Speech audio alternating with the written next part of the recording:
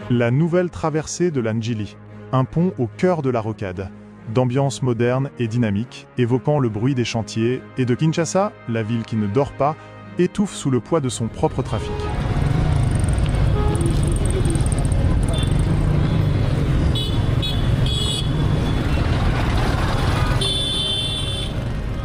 La route nationale 1, RN1, a été synonyme de chaos, de ralentissement interminable et de ponts existants souvent saturés ou fragiles.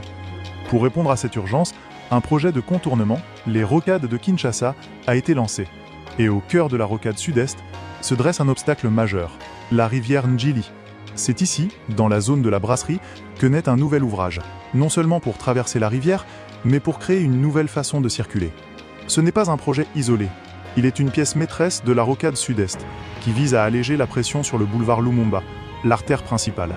La rocade, d'une longueur totale de plusieurs dizaines de kilomètres, est une autoroute à 2 fois 2 voies rapide qui contournera le centre de Kinshasa, reliant les points vitaux de la ville aux provinces environnantes.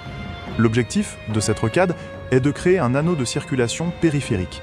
Imaginez un filet de sécurité qui capture le trafic lourd et le dévie avant qu'il n'engloutisse le cœur de la ville. Le pont sur l'Anjili est le point de franchissement critique de cette nouvelle voie. Les études menées par l'Agence congolaise des grands travaux, ACGT, ont démontré la nécessité d'une structure robuste et durable.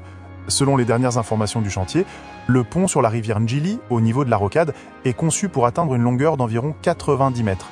Bien qu'il soit plus court, sa conception est beaucoup plus stratégique pour la mobilité moderne. L'ouvrage est réalisé en tandem avec un saut de mouton dénivelé.